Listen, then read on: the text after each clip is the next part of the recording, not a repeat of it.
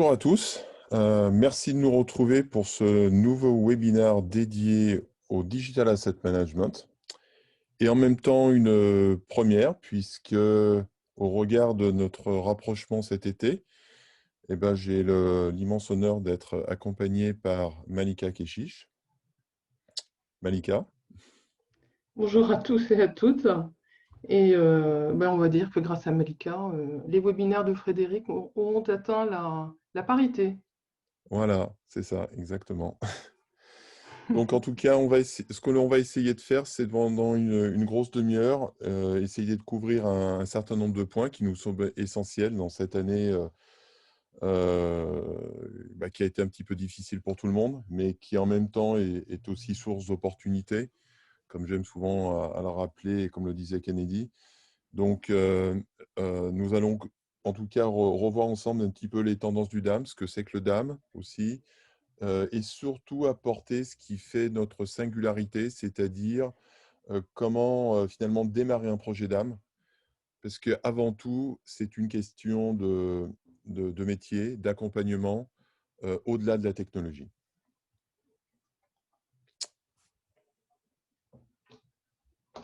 Alors, qui sommes-nous?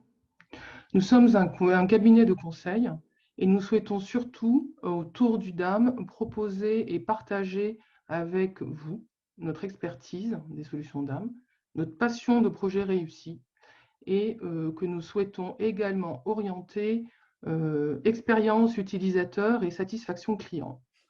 Tout simplement parce qu'aujourd'hui, nous pensons que c'est une clé de réussite de l'ensemble des projets, une clé de confiance pour travailler ensemble.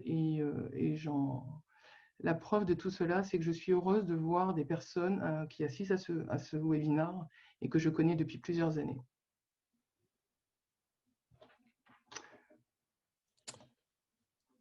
Alors, Donc, sur Activo, qu'est-ce que propose... Oui, vas-y. Vas-y. Non, je disais que sur Activo, en fait, se résume en une ligne, c'est véritablement notre métier est orienté autour de l'expérience client. Et au-delà de la technologie, comme le précise Malika, c'est l'accompagnement. Au regard de la technologie, centré sur trois piliers majeurs que sont le DAM, Digital Asset Management, le PIM, Product Information Management, et le CMS, Content Management System, qui sont un petit peu trois pierres angulaires aujourd'hui des solutions, finalement, quels que soient les métiers, que l'on soit agence, éditeur, marque ou publisher, avec une phase, bien entendu, d'accompagnement métier. Alors, nous sommes une équipe d'experts dans nos domaines respectifs. Vous avez deux dames experts avec Frédéric et moi, chacun a plus ou moins des spécialités complémentaires. Moi, j'ai énormément travaillé sur le secteur corporate, agence, presse en France, qui s'est étendu vers l'international. Pour Frédéric, je pense que la démarche a été aussi un peu plus dans l'autre sens. Mais à nous deux, nous avons besoin pour compléter notre offre orientée satisfaction client et utilisateur, nous avons besoin de compétences complémentaires que nous avons retrouvées avec des partenaires que nous faisons intervenir dès le départ sur nos projets, puisque pour la clé de la réussite de ces projets-là, travailler avec les utilisateurs dès le départ, il faut aussi pouvoir animer et faire remonter des besoins et permettre à ces utilisateurs de définir leurs besoins à travers des ateliers que nous animons en partenariat avec des partenaires. Et pour clôturer l'ensemble, pour ce projet-là, évidemment, nous avons aussi besoin de travailler avec des documentalistes et des experts de tout ce qui est valorisation des contenus des bases de nos clients. Alors, au niveau secteur d'activité, on a à chacun une vingtaine d'années d'expérience dans nos domaines respectifs. Le DAM a démarré beaucoup dans la presse et les agences photo, mais au-delà de ces secteurs-là, nous travaillons aujourd'hui dans le corporate avec des marques, des grandes marques. Nous travaillons avec des institutions, des grands comptes, autant dans le secteur public que dans le secteur privé. sans oublier les agences de communication qui ont été pour nous un vrai relais et qui sont toujours un vrai relais pour aussi développer le secteur des marques et des grands comptes et du luxe. Alors, parmi nos clients, alors, sur la liste de nos références aujourd'hui, on l'a un peu orienté avec nos projets en cours, qui sont des projets d'accompagnement sur la mise en œuvre de solutions d'âme, qui sont aussi sur la mise en œuvre d'expression de besoins et de préparation d'appels d'offres. Mais on retrouve une partie de ces références qui concernent aussi des projets que l'on a pu mener dans nos vies antérieures et qui ont été pour nous de vrais challenges, en tous les cas pour moi je le vis comme ça, de vrais challenges technico-fonctionnels et humains, et qui nous ont apporté aujourd'hui cette expertise et cette envie de partager justement ces compétences sur vos futurs projets d'âme. Effectivement, je confirme là, pour ajouter ce que dit Malika, c'est que on a un peu commencé ensemble il y a une vingtaine d'années quand j'étais chez Gamma et on travaillait sur la mise en route de la base image. Donc, et effectivement, le cœur de la photo et de la diffusion de l'image est pour moi aussi très important. Évidemment, au gré des années et des expériences communes de chacun d'entre nous, notamment sur ces 2 dernières années, depuis que j'ai créé Activo, j'ai une orientation aussi qui est forte sur les marques.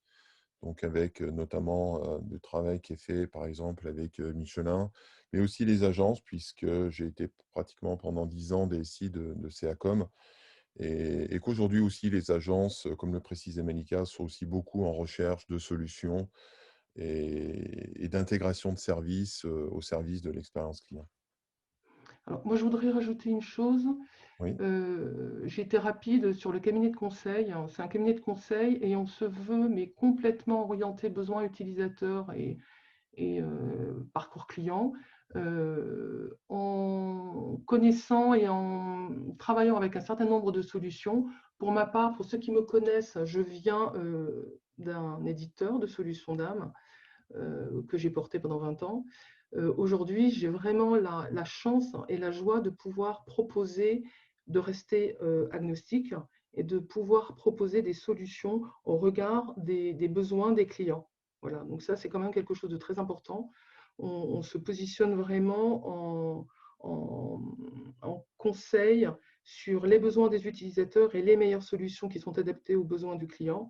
Et puis, c'est le client qui fait ses choix définitifs. ouais, c'est juste, c'est une approche vraiment agnostique et comme j'aime souvent le répéter, alors notamment ça me permet de faire la transition avec la Dame Foundation. C'est qu'effectivement, chaque client a son histoire, a son propre storytelling, son propre environnement, écosystème, et qu'il n'y a pas une solution qui répond à tous ces enjeux, comme on le verra d'ailleurs de façon plus granulaire sur des cas d'usage. Le travail aussi avec Marc Davy, et là aussi très souvent, en fait, beaucoup de clients nous disent, finalement, c'est un petit peu quoi le DAM? Bon, on va essayer en tout cas d'y répondre au mieux. Et que le DAM, ça va bien au-delà de simplement de vignettes dans une interface web. Et le travail en tout cas, que je mène avec l'équipe de Marc Davy, vraiment tourne autour de cet objet, c'est-à-dire finalement de trouver, de montrer, de travailler sur un standard, c'est ce qu'on appelle le DAM Maturity Model, avec des spécifications dont on va vous parler, que sont les 10 core, histoire d'apporter finalement, au-delà des rapports que l'on peut trouver via les Gartner et Forrester. euh, et au final, c'est un moyen finalement de se rapprocher au plus près de l'expression de besoin client et de challenger la plupart des éditeurs. Cette même démarche, et là aussi, c'est un monde aussi, un marché où quelquefois il y a un petit peu des guerres, un petit peu, je dirais souvent d'ego, hein, de certaines personnalités. Donc, je crois que nous, on veut aussi être le plus ouvert possible. Je crois qu'il y a de la place pour tout le monde. À partir du moment où on a des idées, des expériences. Et c'est aussi pour ça que l'initiative du CASDAM côté US, là aussi, où on s'engage afin aussi de vulgariser. Et très souvent, je ne sais pas si vous avez pu voir, mais je retrouve, en tout cas sur le marché, on oppose un marché américain, un marché européen. Je crois qu'aujourd'hui, les marques sont partout, l'expérience utilisateur est partout. et que le besoin, finalement, il est le même que l'on soit aux US ou en Europe. Alors là, je vais rappeler assez brièvement, en fait, un petit peu quels sont les challenges de cette nouvelle industrie qu'on appelle l'industrie 4.0, avec différents cycles d'évolution. L'idée globale, c'est qu'aujourd'hui, effectivement, on est dans une tendance et une mouvance qui s'est fortement accélérée et de fait, les solutions en sont la parfaite représentation durant ces dernières années.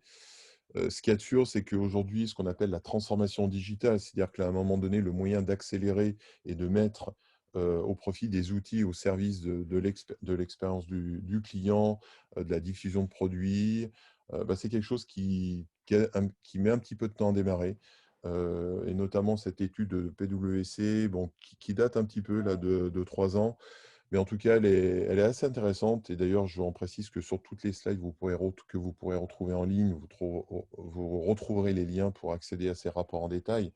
Mais elle montre que la transformation digitale, eh ben, elle est loin d'être engagée, qu'effectivement, il y a des perspectives encourageantes sur les 5 prochaines années, que compte tenu de la pandémie, je pense qu'il y aura une certaine accélération aussi de fait, parce que malheureusement, ceux qui vont investir aujourd'hui sont les gagnants de demain, très clairement. Mais que dans cette pyramide où très souvent on essaye de mêler, d'ailleurs je pense à tort, PME, ETI, grands comptes, et cetera. Fruit de notre expérience, on s'aperçoit que, voilà, engager une transformation digitale n'est pas si évident que ça et encore loin d'être représentatif. Parmi les aspects, on parle beaucoup de personnalisation à tous les niveaux, quel que soit le type de marché. Ça va être la personnalisation d'un produit, ça va être aussi la possibilité, en tout cas, de distribuer son contenu sur tous les points de commerce. Donc là aussi, une belle étude de Forbes à ce sujet-là. Parmi les derniers rapports intéressants qu'on a pu vous rassembler, celui d'Adobe qui fait toujours aussi de bonnes études relatives à finalement qu'est-ce qui engage aujourd'hui le client. Et très clairement, je pense que ça ne va pas vous surprendre, on est beaucoup sur l'expérience client. C'est-à-dire qu'on achète un service, on achète une solution, mais comme je dis souvent, il ne faut pas être ingénieur à la NASA pour pouvoir utiliser l'outil. Donc, aux éditeurs aussi de se mettre à la portée, je dirais, de l'expérience client. En parallèle de ça, un certain nombre aussi de retours sur de plus en plus de contenus, de plus en plus riches. Voilà, les visuels, on va dire, de petites définitions ont passé un cap. Aujourd'hui, je dis souvent 1 heure de 4K vidéo sortie de votre smartphone, ça fait tout de suite 15 gigas. Voilà comment on traite ce média. Et en parallèle aussi, beaucoup de retours sur de plus en plus de l'analyse de la data. Et très souvent, au cœur de l'expression client, on a cette notion de la data qui est extrêmement importante, qui est aujourd'hui aussi la convoitise de beaucoup de rapprochements et d'acquisitions. Un autre rapport intéressant qui a été fait là sur l'engagement des marques, évidemment, quand on investit dans une solution, c'est pour mettre en avant la marque. Et ce que les clients recherchent aujourd'hui va au-delà d'un système passif. C'est-à-dire que sur le DAM, on parle souvent de single source of truth, donc ce lieu de référence des assets. Bah, on veut aussi le faire vivre à travers des process métiers, à travers de la personnalisation. Dernière étude pour ne pas trop vous abreuver de trop de chiffres, mais celle-ci est intéressante de chez Mulsoft, où cette étude qui a été faite auprès de près de 3000 clients, en fait, on s'aperçoit que c'est pas que finalement les clients n'ont pas de solution, c'est qu'ils débordent de silos dans tous les sens et que là aussi, on s'en aperçoit très souvent lorsqu'on est en découverte chez les clients, en analyse. Même si on a un DAM, quand c'est pas deux ou trois, un ou deux PIM, finalement, on s'aperçoit qu'à la fin, on se partage un WeTransfer ou un Dropbox. Donc là, effectivement, il y a une vraie réflexion à avoir, ce qui met aussi en exergue la gouvernance au sein de l'entreprise. Ce dernier point que j'ai mis en avant par rapport à la sécurité. Et là, on va vous en parler encore un petit peu plus en détail, mais aujourd'hui, une solution, il faut qu'elle ait une bonne expérience client, mais l'aspect sécurité est extrêmement important et au point qu'aujourd'hui, cette année, a été mis en avant par la plupart des intervenants. Mais comme on le disait avec Malika, bah, tout ceci ne peut pas se faire à partir du moment où on ne travaille pas en équipe et l'humain reste au cœur de cette transformation digitale. Et j'aime reprendre cette phrase-là de Patrice Cochin, qui est VP Digital chez Michelin à Lyon et qui a engagé cette transformation déjà depuis quelques années. Et c'est quelque chose que je vis aussi avec ses équipes au quotidien, c'est-à-dire qu'en étant le DAM Product Owner, finalement, ça se vit tous les jours. C'est-à-dire qu'on communique, on explique, et à toutes les l'échelle de la pyramide, depuis le développeur jusqu'au manager et jusqu'au Chief Digital Officer, comme on aime les appeler maintenant, les CDO, tout le monde est concerné et tout le monde doit s'engager. Et pour terminer cette phase d'information, cette pandémie que nous vivons, elle est, en tout cas sur les dernières études, montre que les clients, en tout cas ceux qui n'ont pas commencé, ont pris vraiment le taureau par les cornes et décidé d'engager enfin cette transformation. Et là, il n'y a plus le choix, c'est-à-dire que là, on ne sait pas encore quelle sera la nouvelle normalité, mais ce qui est sûr, c'est qu'elle sera connectée, elle sera en mode collaboratif. Alors, avant de... Hop là, hop là, je fais un petit peu en avant. Ce que je voulais vous faire, voilà. Je vais vous faire partager comment je vais dire, un sondage. Voilà. Donc, je vais vous lancer le sondage. Et ce sondage, en fait, là, nous vous posons deux questions, bon, assez simples, vous allez voir, qui concernent est-ce que vous avez déjà une solution de DAM en interne? Donc, oui ou non. Et puis, compte tenu finalement de ce que je viens de vous décrire, à savoir cette pandémie que nous vivons, est-ce que c'est quelque chose aujourd'hui où, fruit de cette expérience-là, vous êtes interrogé en interne et finalement, oui, effectivement, il va falloir qu'on se décide à engager cette transformation et bien entendu, on va vous expliquer en quoi le DAM, en tout cas, est la fondation de cet engagement.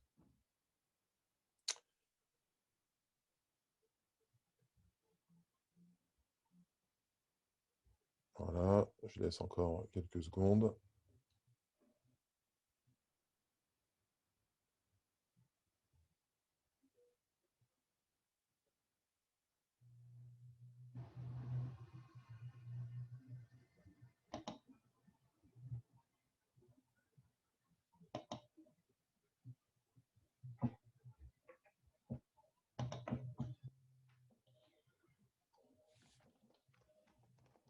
Voilà.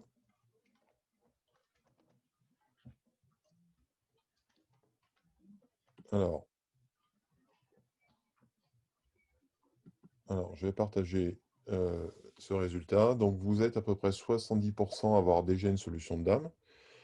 Donc, je suppose que pour les autres, ce n'est pas le cas. Et les résultats sur est-ce que la période actuelle, finalement, est source d'engagement, on voit que c'est un peu partagé. Donc, ça va être tout notre objet de vous convaincre à ce niveau aussi. Et donc, on va reprendre finalement ce qui fait l'essentiel aujourd'hui. C'est quoi le DAM? Peut-être que Malika, je te laisse prendre la main. Alors, qu'est-ce qu'un DAM? Un DAM est la référence unique pour toutes les photos, les vidéos, les éléments multimédia qui sont produits par l'entreprise et pour l'entreprise et que l'entreprise elle-même souhaite redistribuer d'une manière sécure et pérenne vers ces différents outils de diffusion, que ce soit des sites internet, des supports physiques, des magazines ou encore des applis mobiles.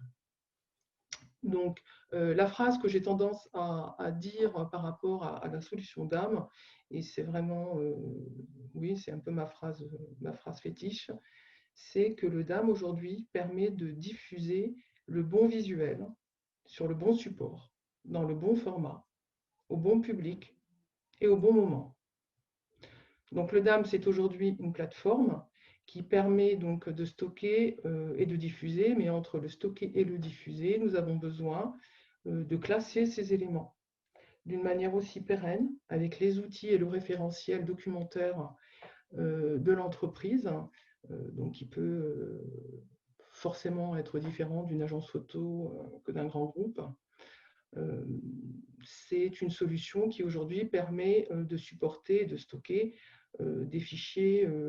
Frédéric le répète souvent, des fichiers qui sont de plus en plus lourds, de plus en plus complexes par rapport à ceux que l'on avait l'habitude de traiter il y a quelques années. Et sur ce slide ici, en fait, ce que j'ai essayé de représenter, c'est que finalement, c'est un peu le challenge du DAM aujourd'hui, c'est qu'on a cette création de contenu qui est dans tous ses états, photo et vidéo comme on vient d'évoquer, mais de la 3D, des éléments aussi de print, des fichiers Adobe. Et en sortie, on a ces canaux de sortie qui sont de plus en plus variés.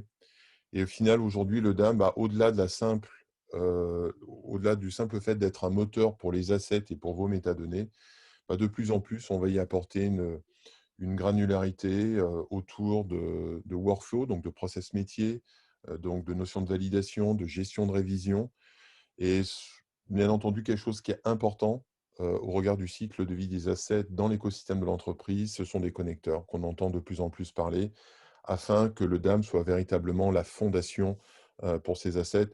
Et c'est un petit peu ce schéma que je reprends là enfin que je trouve assez pertinent là de chez Akeneo, qui montre bien finalement le positionnement des solutions, et notamment du DAM, puisque c'est notre sujet d'aujourd'hui.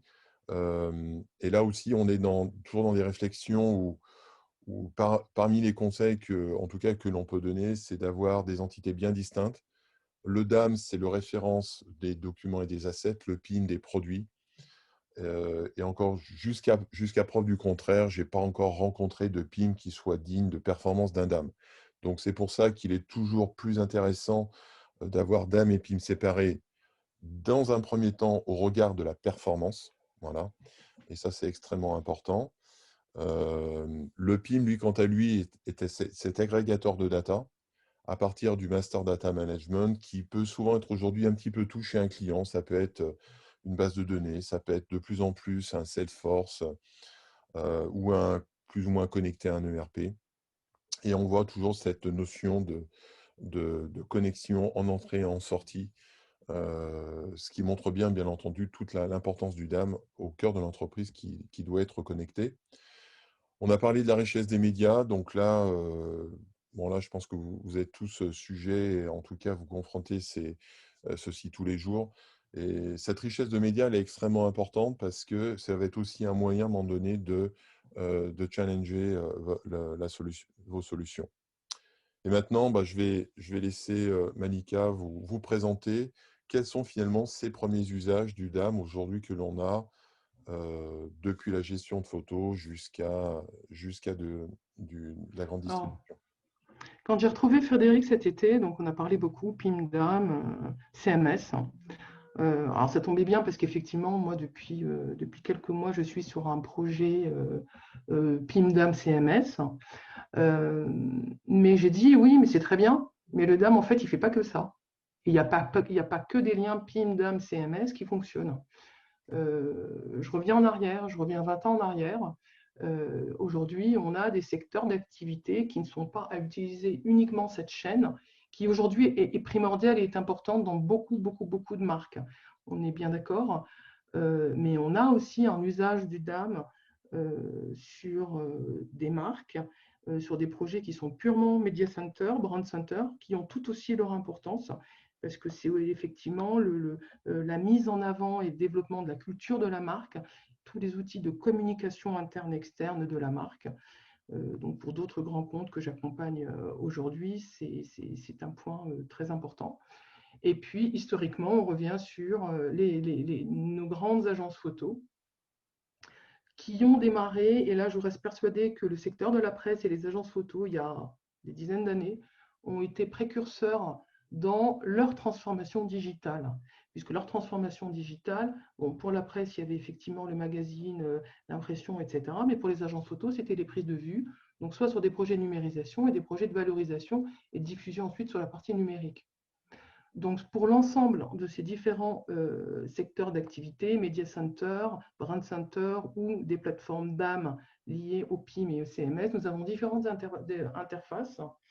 La première que l'on vous propose, c'est une interface que je trouvais très belle, très simple, qui met en valeur justement le visuel, la notion de droit et surtout la, la valorisation des métadatas qui sont associés aux images. Puisque tout simplement, aujourd'hui, un visuel, oui, c'est bien. Ça veut dire, on est bien d'accord, 1000 mots. Mais par contre, un visuel doit être absolument accompagné de métadatas qui vont le décrire et qui vont le protéger. Voilà. Donc, c'est la deuxième interface. Frédéric passe vite. La deuxième interface qu'on vous propose, c'est aussi une interface qui met en valeur les visuels et qui lit, qui extrait les informations et les métadatas que l'on va retrouver avec l'IPTC, l'EXIF ou des informations personnalisées, mais qui a aussi une belle expérience utilisateur parce qu'on a de plus en plus de projets avec des utilisateurs nomades qui produisent des contenus ou qui consultent. Et donc, aujourd'hui, on ne peut plus se contenter d'une interface sur un ordinateur. Nous avons aujourd'hui besoin de solutions d'âme qui fonctionnent parfaitement sur mobile et sur tablette. Alors, une troisième interface d'un produit, un produit que j'ai connu cet hiver, qui est un produit italien, d'une entreprise italienne qui existe quand même depuis une dizaine d'années, et qui a développé aussi des interfaces qui est très intéressante, très tournée effet wow côté utilisateur, puisqu'ils ont quand même un certain nombre de clients qui sont des agences photo, donc avec une notion vraiment de je valorise l'image et je la commercialise en ligne. Et là, on voit des mosaïques brickwall qui sont juste magnifiques avec des contenus et des visuels d'anciens clients d'ailleurs. Alors après, on va passer sur un autre usage qui est plus lié au créatif et donc tout ce qui va être designer, retoucheur. Et là aussi, le DAM a toute sa légitimité pour accélérer les process. Euh, quand on travaille aussi bien dans InDesign, donc on monte par exemple un catalogue, un flyer, ou qu'on est dans Photoshop pour retoucher des visuels. Bon, il est toujours un petit peu pénible de repasser par un FTP, récupérer des assets ou aller sur le DAM et puis télécharger les visuels. Bon, ce qui est une bonne chose en soi parce qu'on a déjà la solution. Mais aujourd'hui, on va aussi avoir un certain nombre de connecteurs qui vont nous permettre directement depuis cette suite applicative se connecter au DAM avec un circuit qui peut être de plus en plus lourd. Aujourd'hui, c'est un circuit, ce qu'on appelle tout ce qui est création. Très souvent, comme ils sont à la genèse, à la création de l'asset, on peut avoir des fichiers extrêmement lourds. Moi, je travaille aussi avec des clients qui sont, on est avec des fichiers RAW ou des fichiers TIFF, ce qu'on appelle large TIFF, avec plus de 100 millions de pixels. Donc, on peut imaginer tout ce flux à traiter avec des quantités qui peuvent monter à plusieurs milliers de visuels à gérer par jour. Donc, du coup, on va se retrouver très souvent avec, donc là, j'ai repris un visuel, par exemple, de Cannes, connecté avec un plugin là, de chez CIUp, qui est une jeune société allemande qui s'est lancée dans tous les connecteurs. Et là aussi, on trouve une expérience client certaine, où on retrouve le visuel, mais aussi les métadonnées qui sont attachées à ce visuel et qu'on va, par exemple, pouvoir réutiliser en mode édition. Donc là, c'est un cas d'exemple intéressant. Un autre cas d'exemple, donc là aussi, c'est toujours fruit de nos débats avec Malika, où de temps en temps, je l'ennuie un peu sur le packaging. Mais c'est vrai que le packaging aussi a un marché à forte valeur ajoutée. Quand on est dans l'édition, bah, le prix à la page, je pense que vous le connaissez tous, il est de plus en plus en baisse. Ce qu'on appelle le artwork packaging, bah, ça reste encore une valeur sûre. Mais c'est en même temps, un fichier extrêmement complexe à gérer, puisqu'on va se retrouver avec non pas un espace RGB, un espace plus grand que le CMJN avec ce qu'on appelle des tons directs. Et Dieu sait que c'est compliqué à gérer, mais en même temps, un marché qui au sein d'un packaging, va offrir de plus en plus de versions, de plus en plus de traductions, et donc un besoin d'assets et donc de dames pour gérer tout ça. J'insisterai aussi sur tout ce qui est partage et réseaux sociaux. Là aussi, au lieu d'utiliser des WeTransfer dans tous les sens, Heu, on est assez aussi connecté sur ce qu'on appelle des SCM, c'est un énième acronyme pour Social Content Management. C'est ce qu'on appelle les Hootsuite, les Sprinklr et cetera. Et comme les dames se sont pas forcément tout le temps connectées, à ces réseaux sociaux, ces solutions de réseaux sociaux, en fait, ont essayé d'intégrer des dames.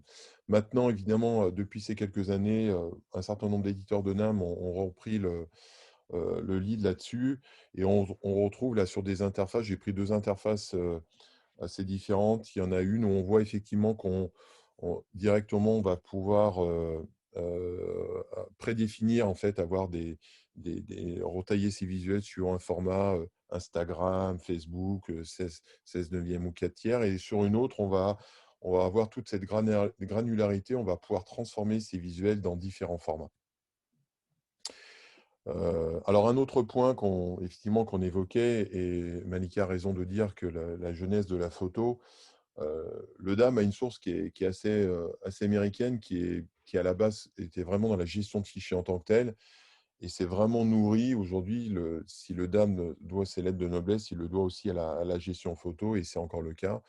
Tout ce qui est ce qu'on appelle e-retail, grande distribution, est arrivé un petit peu plus tard avec notamment cette nécessité de gérer un grand nombre d'assets entre différentes entités et en même temps de gérer de la data. Donc là, j'ai repris un schéma classique là, sur lequel j'ai l'habitude de travailler au quotidien. Où on voit bien d'un côté le DAM et le PIM, de plus en plus de collaborateurs autour et ce besoin de partager, distribuer l'information sur des portails.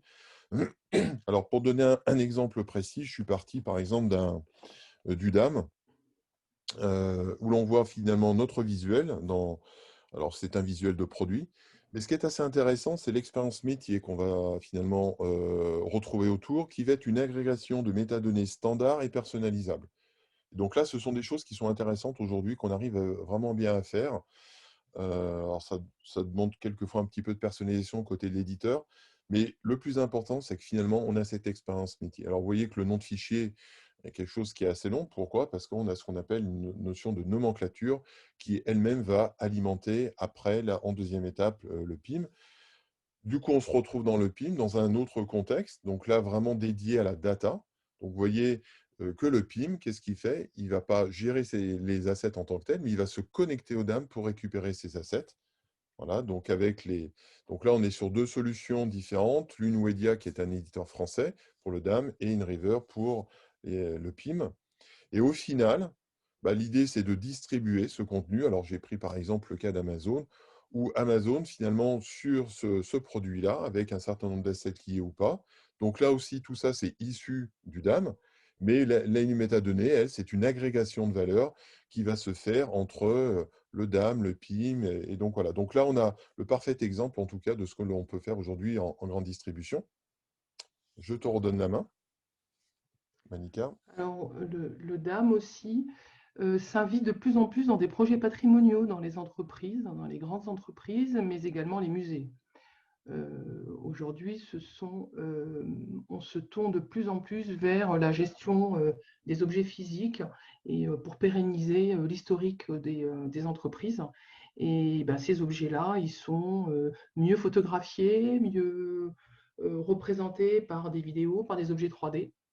Et ces objets-là intègrent en général la médiathèque de l'entreprise, puisqu'on peut diffuser ces fichiers-là pour présenter l'entreprise et ces objets.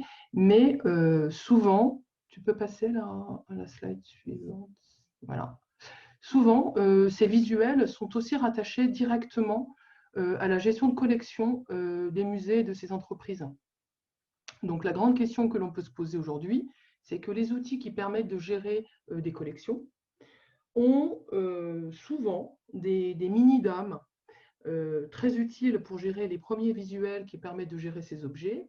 Mais là aussi, quand on met en place des projets de ce type-là, on peut se poser la question, est-ce que le mini-DAM de la gestion de collection va suffire pour faire office de plateforme de support d'une médiathèque à grande échelle, ou est-ce qu'il ne vaut mieux pas stocker les visuels et les rattacher aujourd'hui avec des URL et des liens comme on sait le faire aujourd'hui entre deux outils de sorte à utiliser pleinement et à fond les deux outils chacun dans son métier.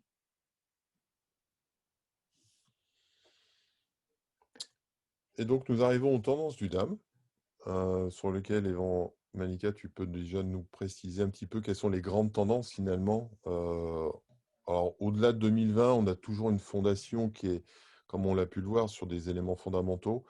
Mais au regard de 2020, quels sont ces points importants? Les tendances 2020 du DAM, on est tous d'accord, on veut une solution simple, intuitive, jolie, performante et qui protège nos données. Et on peut se poser la question, et là je pense qu'il y avait une question qui allait dans ce sens-là, qu'est-ce qu'on fait? On l'héberge où? Chez nous, à l'extérieur où et comment? Le tout avec une attention particulière sur le retour sur investissement pour l'entreprise, puisque à un moment donné, il faut bien aller voir des décideurs et vendre le projet dans sa globalité. Donc, on va détailler les différents points sur ces tendances-là. Là, je n'ai fait que résumer. Et en fait, le deuxième point qu'on va détailler, c'est qu'aujourd'hui, effectivement, on regarde ces écosystèmes que l'on a pu voir. On est de plus en plus dans un DAM qui s'intègre dans une gestion de marketing. On va pouvoir démarrer des campagnes d'emailing ou en diffuser le contenu sur différents types de réseaux. Et donc là, l'idée, c'est de reprendre à travers 12 tendances, finalement, l'ensemble de ces points. Donc, sur les interfaces, effectivement, je pense qu'aujourd'hui, les interfaces UX sont au cœur de nos solutions d'âme. Et j'en veux pour preuve souvent, quand on organise, dans le cadre de nos activités, de nos missions de conseil, on organise des présentations à des utilisateurs de compétences diverses, de métiers et de formations diverses. Et c'est un des points qui remonte, en fait. Donc ça, c'est très important d'avoir une interface intuitive, je mets le menu où, je valorise, quand on est surtout sur le DAM, on a la chance de pouvoir valoriser, d'avoir des objets visuels qui peuvent être beaux, quel que soit le produit photographié. Voilà, donc il y a un gros travail qui a été fait. Alors nous, on l'a vu en plusieurs années. Aujourd'hui, on a la possibilité de proposer des mosaïques de consultation très jolies. On s'attend aussi à, tout simplement, si j'ai 3 photos, 4 vidéos, je les prends et puis je fais un drag and drop pour pouvoir les déposer. Je fais un drag and drop pour gérer mes paniers. Donc tout ça, c'est du gain de temps, c'est facile à utiliser et c'est des choses qui sont aujourd'hui incontournables quand on répond à des questions. Je reprends le côté responsive et le côté multi-device, puisque les interfaces aujourd'hui du DAM, on s'attend à les voir fonctionner aussi bien sur tablette, sur ordinateur que sur mobile. Les métadonnées, donc là aussi, j'ai déjà commencé à le dire, un visuel tout seul, c'est plus possible. Le visuel doit être accompagné de métadonnées. Ces métadonnées vont le protéger, vont le définir, vont permettre de le rechercher, de le retrouver dans des bases de données. Quand on a des millions d'images, le texte a son importance. Alors, depuis que je suis dans le DAM, j'ai toujours milité pour mettre en place et suivre des normes internationales et standards. Donc, beaucoup de gens m'ont suivi, d'autres ont préféré faire du spécifique et des champs ultra personnalisés. Mais je reste persuadée que les normes internationales sont celles qui permettent de mieux définir les fichiers et de réfléchir à plusieurs, parce qu'une norme internationale, c'est qu'il y a des personnes qui fonctionnent de la même façon pour dire, voilà, on met en place un certain nombre de champs. Donc, l'IPTC, c'est une norme avec un certain nombre de champs. Quand une image sort d'une base et pourra être importée dans une autre base grâce à cette norme IPTC, on peut les retrouver directement. L'EXIF, c'est ce que l'on retrouve aujourd'hui, et en particulier, on l'utilise de plus en plus sur la géolocalisation, les informations du photographe à partir de son boîtier quand il les met à jour. On peut avoir des champs personnalisables, ça c'est important, et en particulier, c'est des champs que j'aurais tendance à conseiller quand on fait beaucoup de suggestions, de keywording, d'auto-tagging, etc., en lien avec l'intelligence artificielle. Et puis, vous avez la norme Dublin Core sans E, qui était la norme qui est poussée en fait par le ministère de la Culture, etc. Et surtout que l'on retrouve dans tous les secteurs dont j'ai commencé à un peu parler, tout ce qui est bibliothèque, euh, musée, etc., qui a le gros avantage aussi d'être une norme internationale et qui permet à des structures d'être moissonnées par des métamoteurs de recherche. Donc il y a de grosses tendances qui se dessinent aujourd'hui, que ce soit au niveau européen, en France, au niveau européen et au niveau international.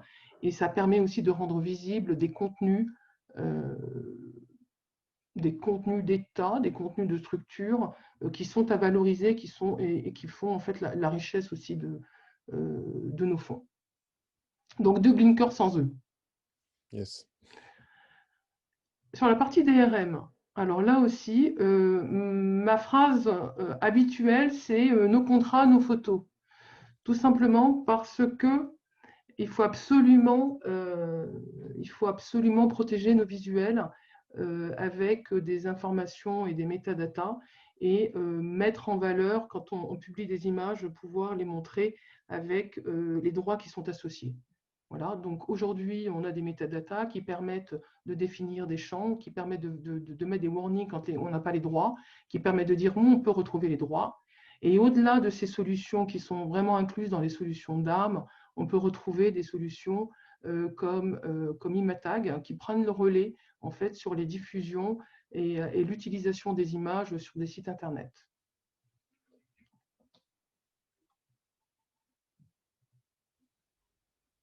Alors, on a déjà commencé aussi à en parler un peu. L'intelligence artificielle aujourd'hui a son importance, puisqu'en fait, il y a beaucoup de choses qui ont été faites sur les fichiers propres, médias et photos et vidéos, mais également sur tout ce qui est navigation et façon de naviguer sur les sites par des utilisateurs. Donc voilà, aujourd'hui, l'ensemble des solutions proposent des modules d'intelligence artificielle qui peuvent accompagner les contenus de nos bases. Ouais, je rajouterais juste, effectivement, c'est que bon, aujourd'hui, Je on vous arrive laisse à laisser avoir une ça. agrégation qui apporte un peu de valeur ajoutée.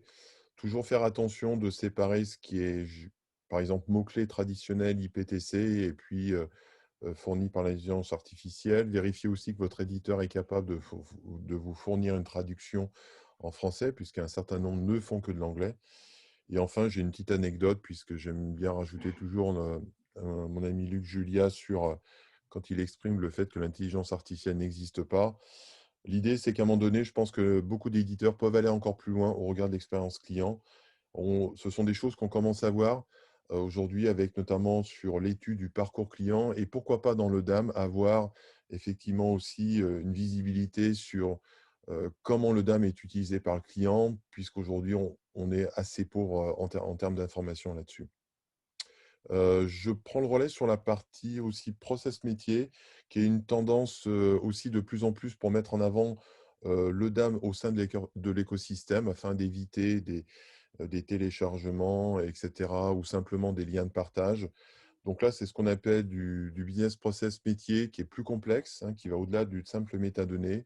C'est quelque chose qui est assez rare, mais en tout cas, quelque chose qui est tendance et qu'on voit de plus en plus sur un certain nombre de solutions. On ne peut pas parler, bien entendu, de tendance sans parler d'API, puisqu'aujourd'hui, ce connecteur, ce service web, en fait, permet de faire, en résumé, communiquer les systèmes entre eux. Là aussi, c'est très technique, il faut être accompagné et bien vérifier qu'au-delà des présentations PowerPoint d'un certain nombre d'éditeurs, bah, que les choses, elles sont bien réelles, cette communication se fait. Donc là, ce sont des choses assez importantes à vérifier et qui, en tout cas, sont aujourd'hui, font partie des attentes des clients, notamment quand on est, par exemple, dans le cadre de la gestion d'une marque. Là, je reprends sur quelques tendances un petit peu, justement, cet écosystème. Alors que l'on retrouve chez un certain nombre de vendeurs, on a de plus en plus de connecteurs CMS, PIM, réseaux sociaux, etc. Alors, suivant l'âge de l'éditeur, on en aura plus ou moins.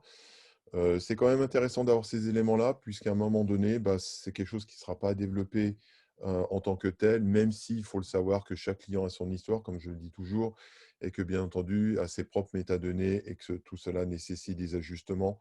En tout cas, c'est une tendance que l'on voit quand même de plus en plus avec ce qu'on appelle cette notion de marketplace, qui indirectement fait partie quand même, dans le cadre d'un RFP, par exemple, d'un certain nombre d'arguments.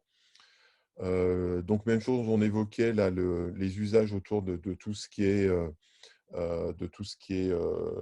retoucheur, designer, PAO, et cetera. Bah, là aussi, on a un certain nombre de solutions, qui aujourd'hui, comme cette jeune compagnie allemande CiUp permet de se connecter à son DAM, à son Dropbox, enfin et tout ça en même temps à sa base, Getty. D'autres vont aller un peu plus loin, par exemple dans l'édition de documents en ligne, basés sur des documents natifs. Bon, ça reste assez encore, assez minoritaire et souvent sur des systèmes assez coûteux. C'est pour ça qu'on voit aussi de plus en plus, des systèmes, par exemple, comme, cette John et Dynamic Company là, qui est Chili, et en fait qui propose une édition en ligne, qui va en tout cas, qui au fil des années essaye de s'intégrer de plus en plus dans l'écosystème de la transformation digitale. Et j'ai mis en bas, en fait, finalement, tous les acteurs qui aujourd'hui ont un connecteur pour éditer leur contenu. Donc, vous retrouvez un certain nombre d'acteurs, de DAM ou même de PIM, là, récemment avec Akeneo. Donc, tout ça montre finalement une chose, c'est que ces éditeurs, finalement, commencent évidemment à prendre conscience. Alors, pour le cas de Chili, ça fait 10 ans, puisque d'ailleurs, ils fêtent je vais leur souhaiter, on va leur souhaiter bon anniversaire, c'est qu'ils fêtent leurs 10 ans. Donc ça fait partie de leur ADN. Mais cette intégration de cette personnalisation dans des systèmes de gestion de contenu est intéressante. Après, on peut aller plus loin avec d'autres sur, par exemple, la capacité d'aller zoomer avec une gestion de la couleur avancée sur un fichier. Donc là, notamment, c'est fait par la société Dalim, où là, effectivement, on a envie de toucher l'œil tellement il est croustillant et net, avec des capacités d'annotation. Mais là aussi, ce sont des choses que l'on voit de plus en plus avec un certain nombre d'éditeurs et qui sont aussi plugués directement dans des DAM. Donc là, c'est intéressant, hein, c'est cette notion d'annotation qu'on va avoir par-dessus un DAM. Difficile de parler de tendance sans parler de KPI, et notamment de tout ce qui va être relié, au-delà du rapport d'activité finalement. C'est bien de savoir qui a fait quoi, quand et comment, ce qui a été téléchargé, mais ça ne va pas forcément mettre en valeur le retour sur investissement. C'est pour ça qu'on voit de plus en plus aujourd'hui des intégrations intelligentes qui sont faites. Là, c'est avec une société israélienne qui s'appelle SciSense et qui fait du BI, c'est-à-dire qui va connecter finalement différentes sources de données, les analyser et proposer ça à l'intérieur d'un DAM avec déjà une expérience utilisateur qui est engageante, et très rapidement, on va pouvoir analyser et identifier, par exemple, qu'est-ce qui bloque, par exemple, quelle étape bloque dans un process métier. Les stratégies de migration, alors bon là, de fait, à un moment donné, lorsqu'on veut partir sur du NAM, on va se poser la question, SaaS ou pas SaaS. Dans certains cas, ça sera un petit peu entre les deux, ça sera aussi du hybride. Typiquement, si on est dans la grande distrib et qu'on doit gérer plus de 30 000 photos par jour, bah, il faudra trouver un compromis. En tout cas, ce que l'on peut voir, c'est que la stratégie globale est vers le SaaS, qui va au-delà, bien entendu, de la simple utilisation de sites web. On est vraiment dans un mode applicatif et avec cette granularité de ce qu'on appelait on-premise, euh, avec différents types de services qui vont jusqu'au SaaS en tant que tel, 100% service. Et là, on voit aussi que la plupart des éditeurs vont globalement monter tous sur ces solutions. Il y en a 3 aujourd'hui, globalement sur le marché: AWS, Azure et Google. Alors, vous pouvez aussi avoir votre structure, par exemple, sur OVH, hein, qui est OVH Cloud, qui fait partie aussi de ces licornes françaises là, qui sont en train de monter. Et aussi un ratio de prix, puisque là, on parle de hardware et en même temps de logiciel. Donc là, ça vous donne que globalement, tout le monde est à peu près au même niveau. Et un certain nombre d'éditeurs aujourd'hui vous affichent carrément leur prix en ligne, hein. C'est-à-dire que vous allez sur côté pricing, et là, vous allez pouvoir le starter, combien ça coûte pour une équipe, un professionnel. Donc voilà, ça, en tout cas, ce sont des choses nouvelles qui de plus en plus sont devant de la scène. Et comme c'est jour de keynote iPhone aujourd'hui, je reprendrai aussi un terme de Steve Jobs. Il est extrêmement important d'être aussi dans votre côté client, d'être impliqué dans la roadmap du client, de vérifier tout ce qui est innovation. L'innovation passe aussi par du partnership. Donc ça, ça va être aussi un élément à un moment de décision.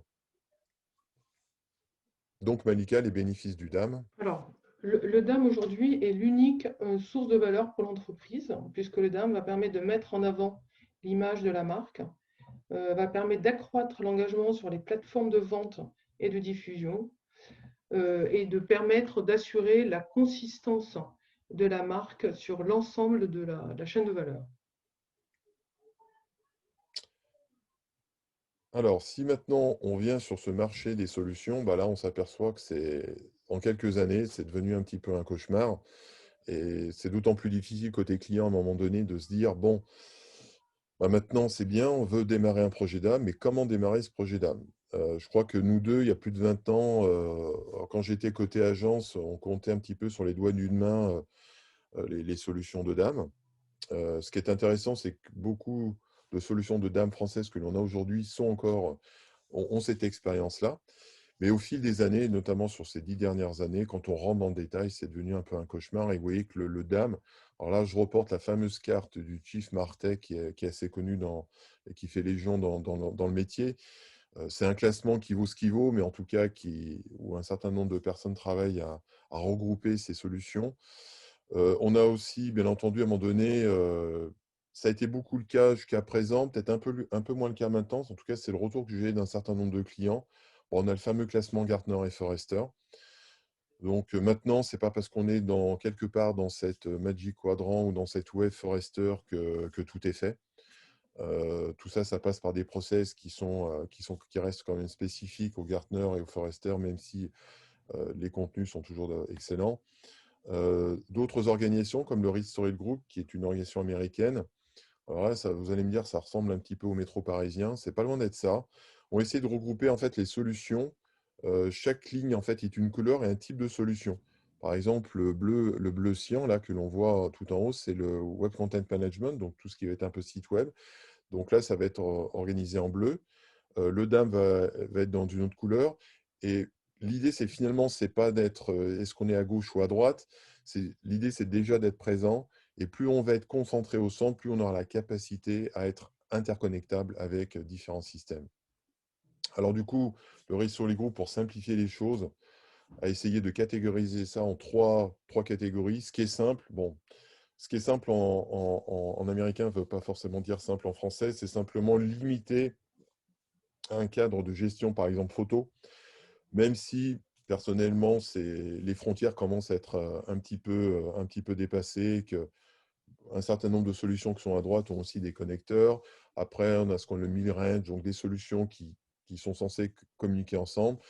Et complexe, là aussi, alors peut-être complexe d'un point de vue installation, etc., mais c'est plutôt dans le sens, on retrouve ici beaucoup d'anciens ECM, pour tout ce qui est Enterprise Content Management, donc des solutions qui, de fait, sont sur une autre planète financière, mais qui aussi apportent leurs services et leur capacité d'intégration.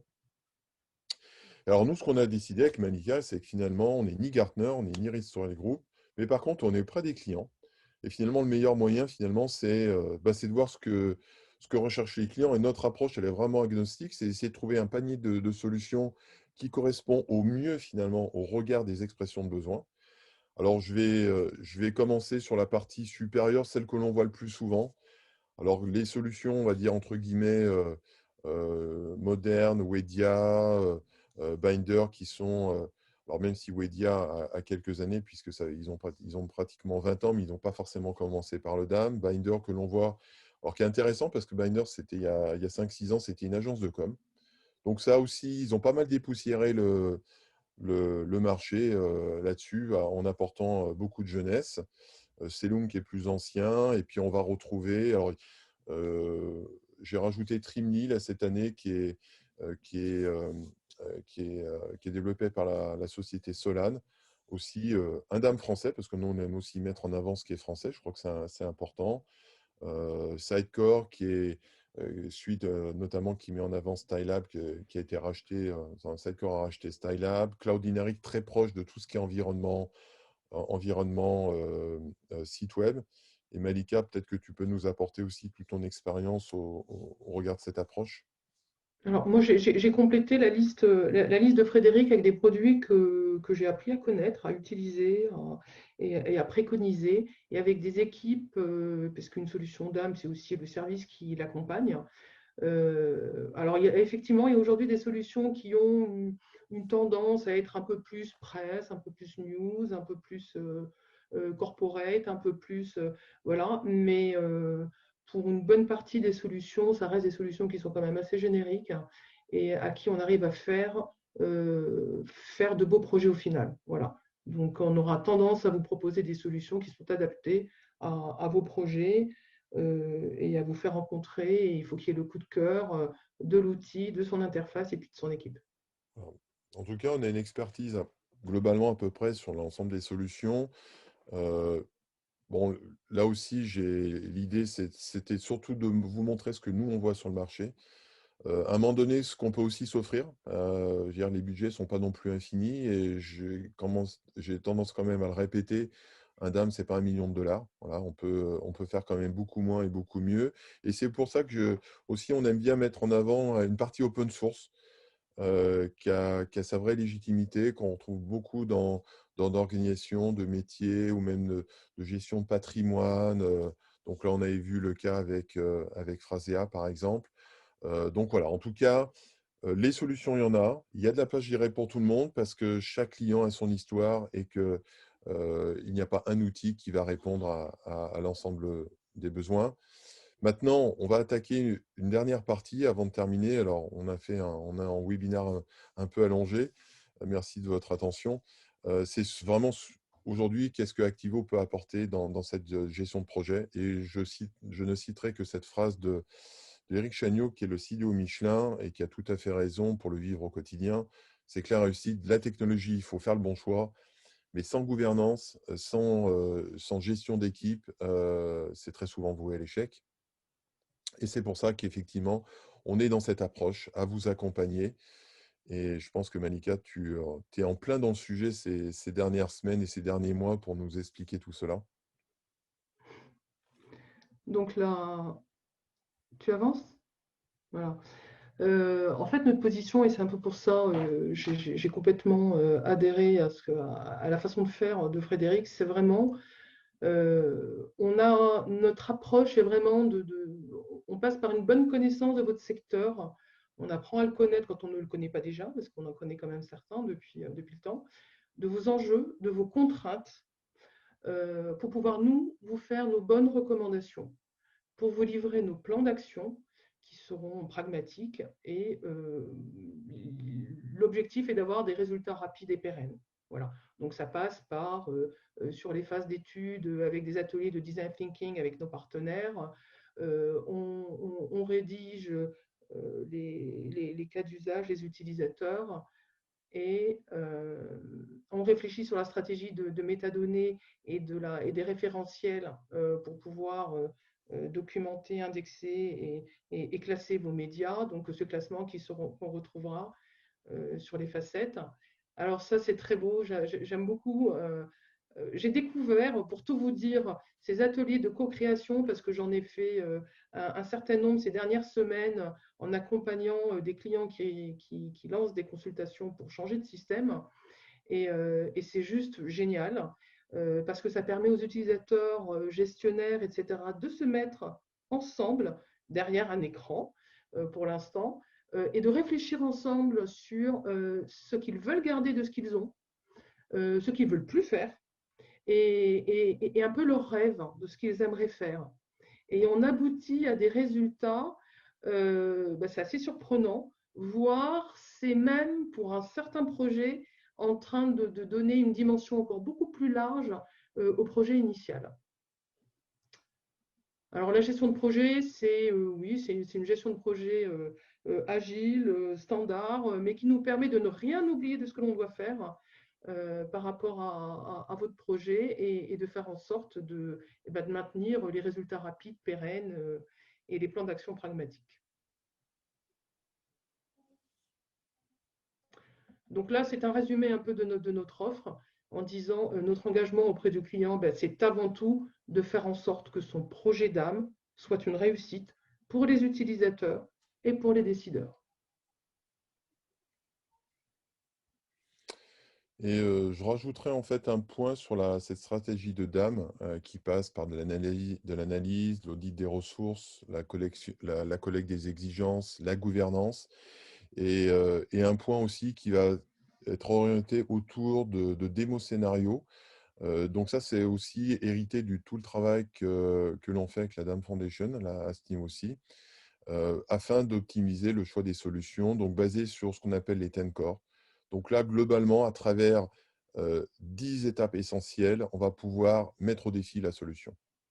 Et je dirais que tout échec est éliminatoire en ce sens.